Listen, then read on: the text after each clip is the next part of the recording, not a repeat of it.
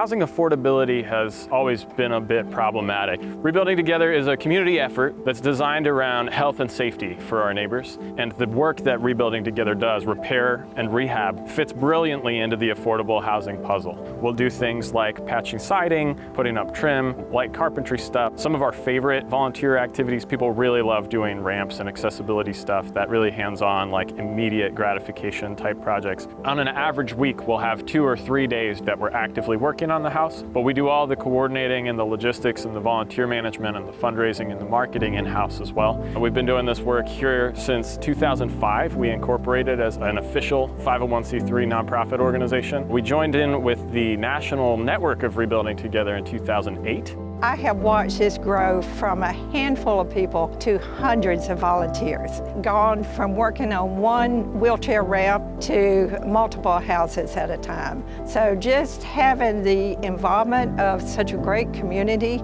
as Gainesville area is, has enabled Rebuilding Together to grow to be able to serve more people. The safety and the health of the house provides the safety and the health of the people that live there, which gives them a chance to enjoy life, to be more productive, be happy, and be part of the community. To be 80 years old and see my house like this, I love it. I like the whole crew too. My husband and the kid, they're the one who really built this house. There was a lot of water damage on the lower areas. The roof leaked. It just got overwhelming for us. Finally, at my wit's end, I said, you know what, I'm going online. 2 weeks from the time I filled out the application, we got a call. They went around the house, did their evaluation, and says, you're picked for having your house fixed. So I noticed she kept getting depressed because Daddy built the house. We built the house. The rebuild program, they work with you. There's just not enough words for it. And there's just been so many different volunteers and everybody working together. You really didn't think that, you would fit in for somebody to help you like this. One of the things we pride ourselves on is we're very connected. So we've got people that we know at the city, at the county. We just try to be plugged in as many places as possible so that people can find us out in the community where they already are. Our application process has moved online. There are certain times a year when we'll take applications. A lot of times it has to do with when funding becomes available to us, and a lot of our projects take a considerable amount of time. Our clients are people that are generally low-income people. A lot of times they're seniors or people with fixed incomes. We use a criteria list that we came up nationally with the National Center for Healthy Housing to kind of set our priorities. Then we recruit the funding, and then we recruit the groups, and then we bring all the resources together. At this point, our programs cover all of Alachua County. We launched an emergency type repair program at the beginning of COVID. We found it to be very successful and useful and a good pipeline for some of our other programs, and so we kept it. You can apply separately for critical repairs that look at the whole house or emergency repairs that'll serve one major need.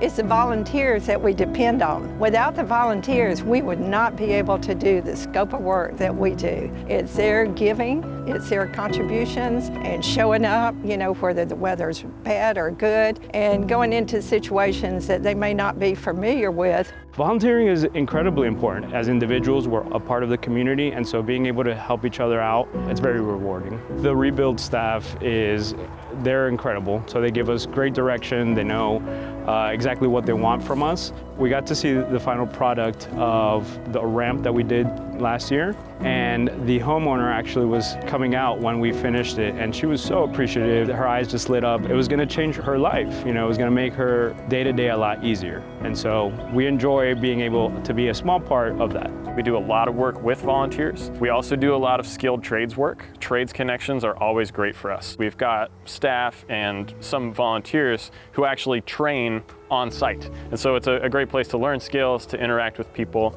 If you've always wanted to learn how to use a certain type of tool, but you're a little afraid of it, somebody at Rebuilding Together would be happy to teach you how to do that safely. You'll find everything that you need to get involved in any way with Rebuilding Together on the website. You'll find a link to sign up for our e-newsletter. You can register as a volunteer, information about how to sign up your corporation to be a sponsor or to get involved in a group. There's a donate button, how to find help button. The funding comes from anywhere that we can get it. So we work with a number of local, state, state and federal grant programs. We're able to leverage those funds with corporate sponsors, with individual donors, programs throughout the year where people can get involved.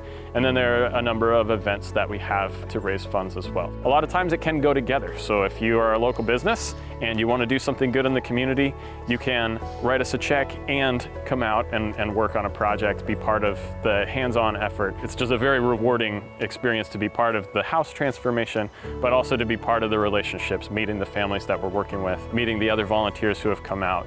You know, we've been in houses that floors are falling apart, the plumbing is leaking, and then we get all those things working. And just the pride that the people begin to have in their houses again, and the happiness that they can actually go to the sink and turn on the water. It's a great feeling. If you think about your house and where you live, you have feelings about that. And the people that we know in our community that have some kind of problem with their house right now, they have good feelings about their house anyway. And if we can keep them there, it's a beautiful thing.